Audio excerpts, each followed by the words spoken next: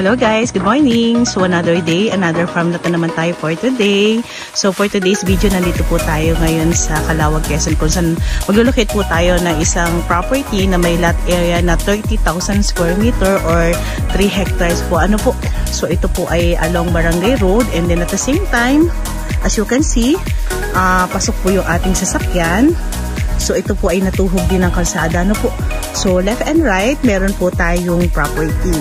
Ayan, so bago natin ikutin si 3 hectares dito po sa Calauag, Quezon, bago po ang lahat, syempre as always, paki-like, paki-share and subscribe sa ating YouTube channel, and then lagi natin pipindutin yung ating notification bell para lagi po tayong updated sa mga properties na iba-vlog natin at ilolocate po natin. Ano po? Ayan, so iikot na tayo kay property. Ano po? Pero kagaya ng nasabi ko, tayo po ay merong left and right na property. So side by side iikutin natin yan. Dito muna tayo papasok.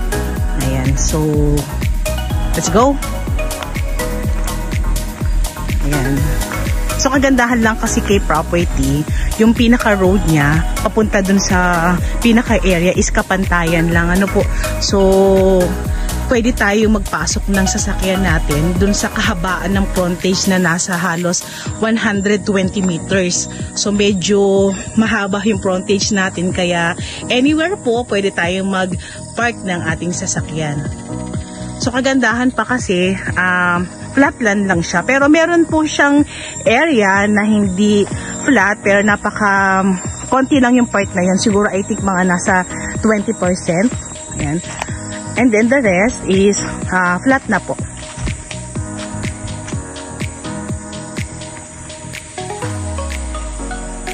So mapapansin lang natin kay property, dun pa lang sa may pinakabungad, talagang halos makikita natin na wala siyang tanim.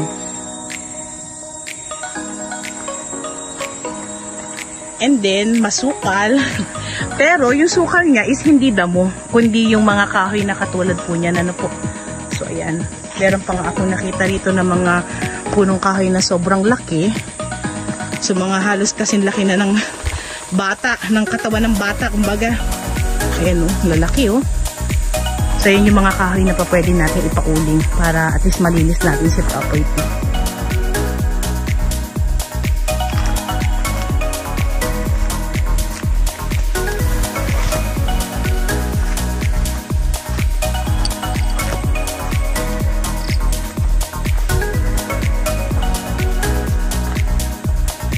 Gawin natin dito lang tayo dadaan kung saan yan po yung normal na dinadaanan ng mga tao na nagpaparit pa rito para dun sa mga kalakal nila, kaya medyo hawan. Pero tatry natin pumasok dito sa mga part na to kung kaya nating lusutan. Ano po, sobrang sobrang dikit-dikit yung mga punong kahoy.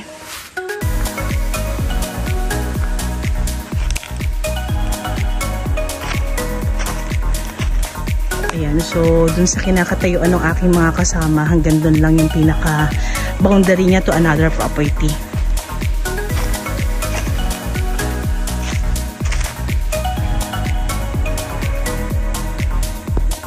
So ayan, ikot pa rin tayo. Ganun pa rin, masukal pa rin si property.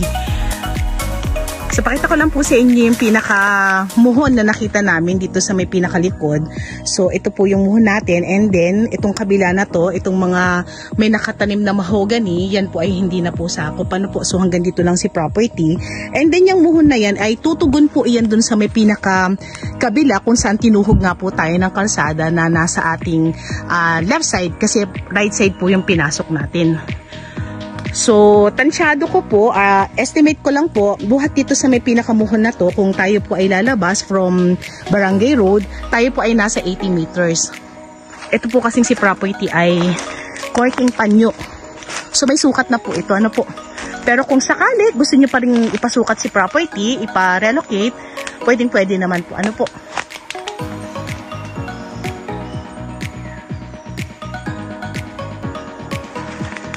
Try natin pumasok dito. Baka sakali makalusot tayo. Ay, hindi na. Masukal talaga. So, delikado. So, kitang-kita naman natin. Ano po?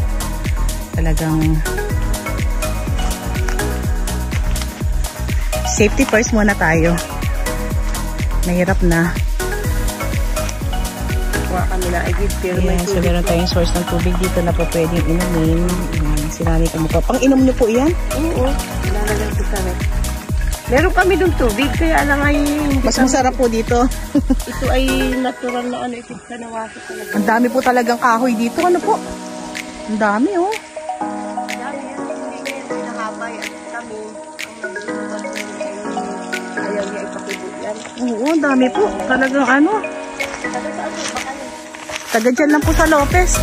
Sa ito pong part na to, yung medyo pataas na yan, sako pa rin po yan.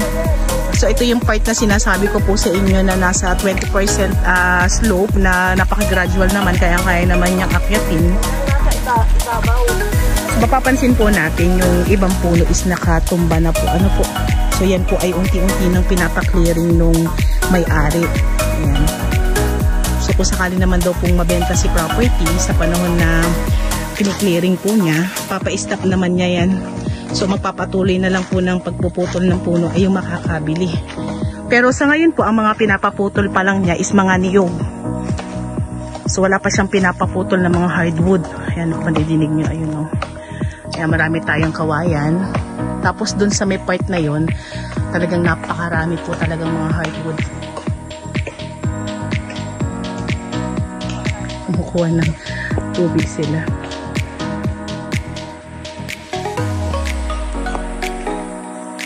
Tayo dito. Itong pinapasok natin ito ay nasa left side na po. Ano po? So kanina, pinasok natin is si right side.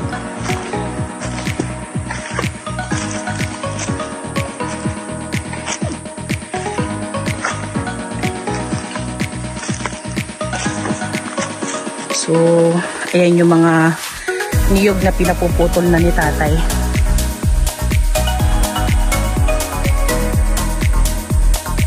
Ang daming kawayan. Yan, puno pa ng kawayan dun sa may part na yun.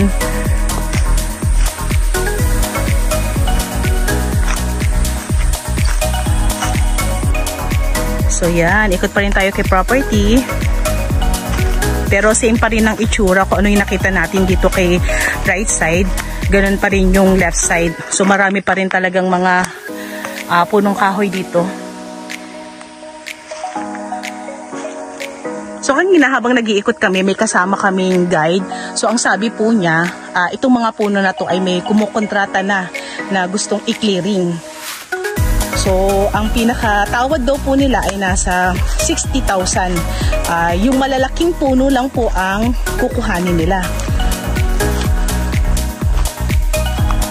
Pero kung sakali naman daw po na pati yung maliliit makukuha, uulingin, so maiiba naman yung price natin. Kaya medyo malaki-laki na rin yung pagbibilan. Pero pwede pa rin naman tayong humanap ng ibang contractor na medyo mataas po yung magiging tawad po sa atin. Ano po? Kasi talaga naman yung ibang kahoy, nakita ko, sobrang laki.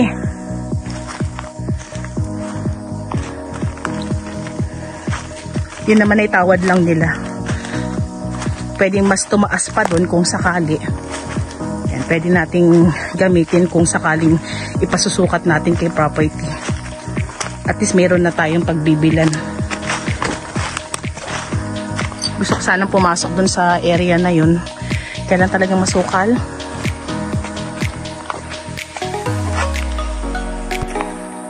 Yan, ikot pa rin tayo. Yan po, ang dami nang naputol.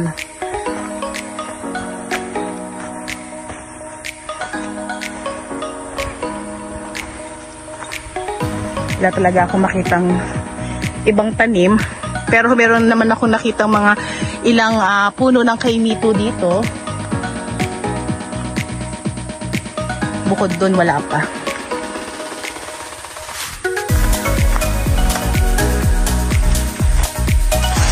Yan, so habang nag-iikot tayo, explain ko na yung about sa road ng ating minibisitang property.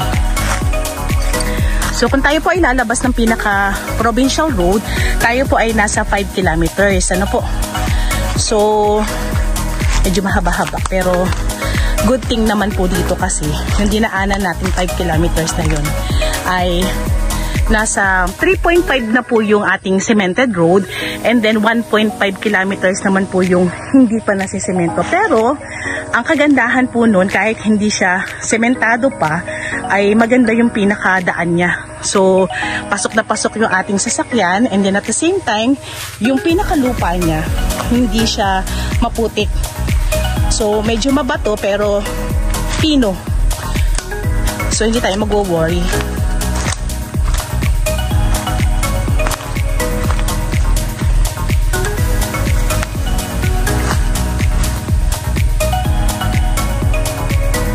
Kaya ganito kadami yung mga punong kahoy dito, meaning napakaganda ng pinaka lupa niya. Kaya medyo healthy yung mga tumutubo dito.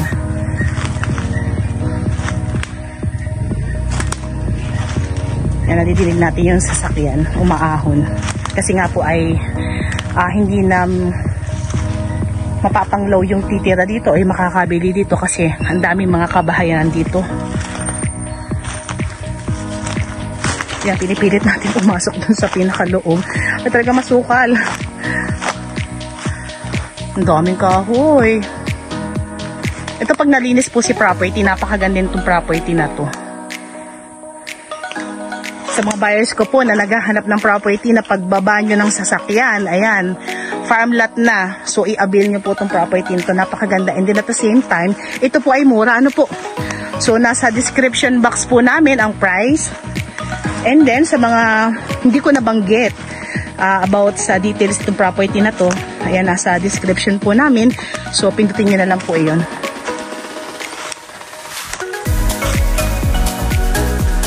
Daming sapot ng gagamba.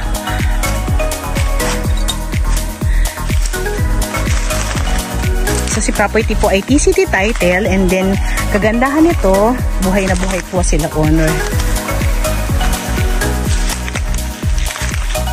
Lalabas tayo ng pinaka-road.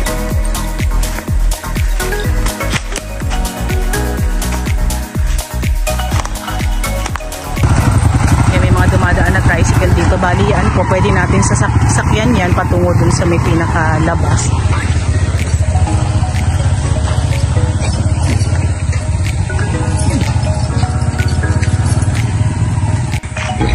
Ayan, ikot pa rin tayo.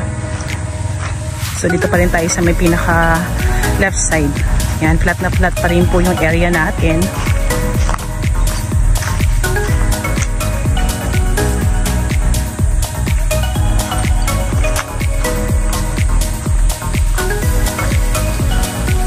Ayan, so dun sa ibibigay na price ng ating seller, sila po ay magneneto kung tawagin. Ano po? So sila po ay wala nang sasagutin dun sa kanilang pricing.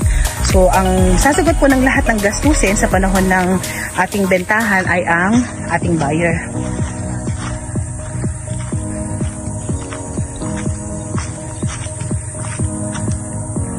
Talagang kahit saan ka pumunta, talagang ganun pa rin yung itsura niya. Dahil pa rin yung punong kahoy.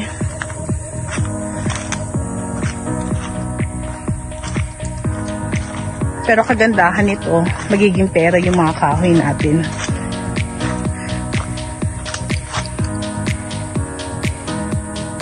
Dahil sagana po tayo sa source ng tubig, pwedeng pagsakaling ito po ay nalinis, pwede nating pagtaniman po ng mga gulay. Ayan, so meron tayong pagkakakitaan. Ano po? Kagandahan din ito, flat area. So yung iba kasing nakakabili po sa amin ng mga property pagka mga flat area, and then along barangay road. So sila ay nagsasubdivide ng mga lupa. Ayan po, pwede rin po.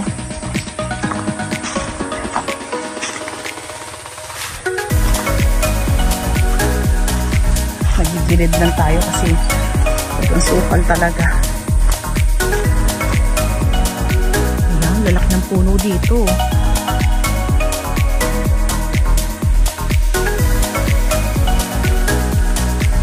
So kung sakali pong bibisitahin natin si property at tayo po ay manggagaling from Manila, tayo po ay magko-consume ng halos nasa 7 hours. Ano po, kung tayo po ay babas, yan po, mga nasa 7 hours po yan. Pero kung tayo naman po ay may sariling sasakyan, nasa 5 to 6 hours lang naman po ay makakarating po tayo dito kay property.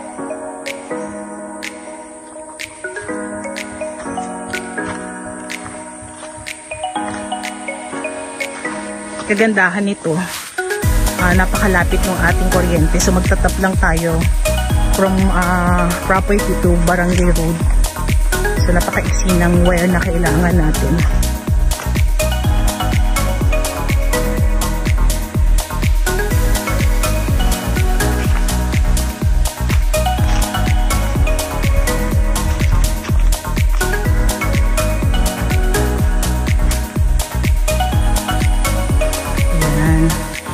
So kagandahan naman po kay property, kahit nasa 5 kilometers po tayo para makalabas po tayo ng pinaka-provincial road, meron po tayong mga masasakyan, mga tricycle dito na namamasada. Ano po? So paglabas po natin, ayan, meron na tayong mga sasakyan na bus kung tayo po ay uuwi ng Manila. So nagdadaan na yan dun sa may pinaka-provincial road natin paglabas natin dito kay property.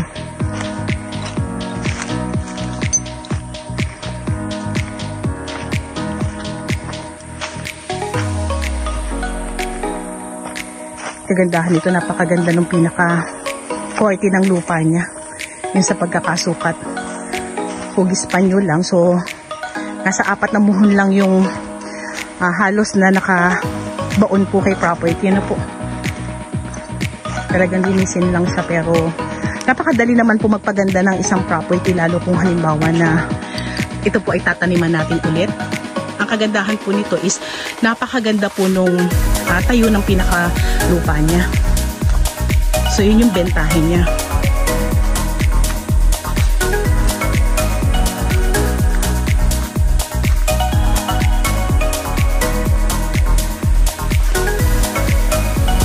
So labas ulit tayo ng property and then pasok naman tayo dun sa ating right side ulit. So ayan po, pasok na pasok yung ating sasakyan.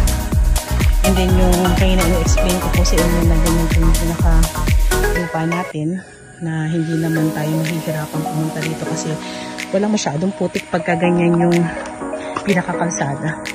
And then ito po yung pinapa-clearing ni tatay. Ayan, nakapila na dyan. Pero papa-stop po niya yan pagka po ito ay sakaling i-avail na ano po.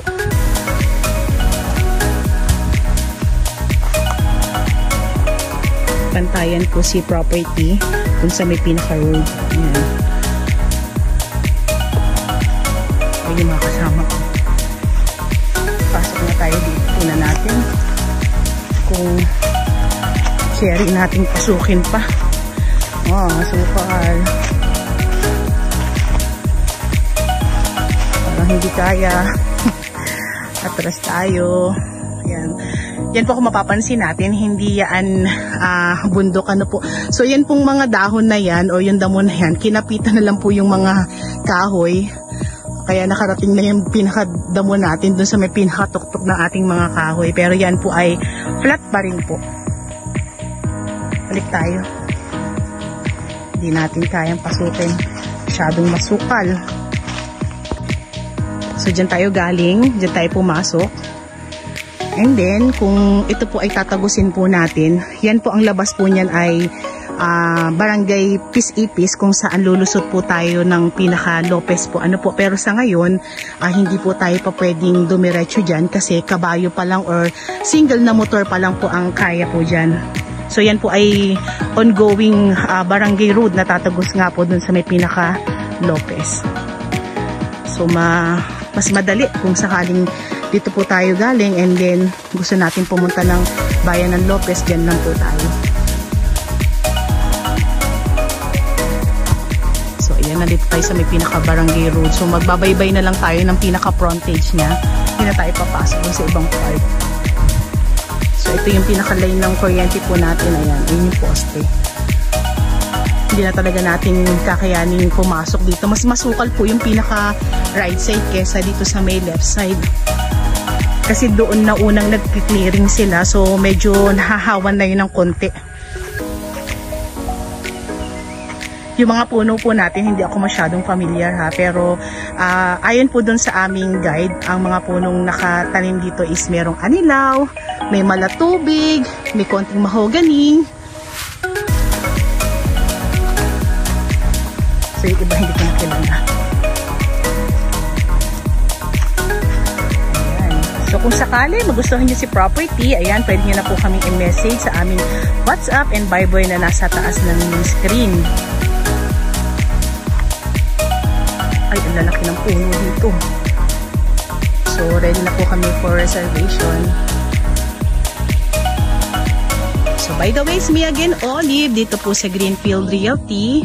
Thank you for watching and see you soon sa aming next vlog. Ano po? So abangan nyo po yung mga bagong vlog po namin, mga nagmumurahang property na medyo may kalakihan ng sukat. Ayan.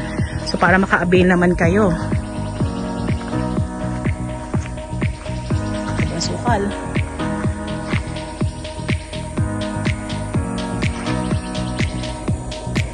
So, ayan po. Thank you for watching.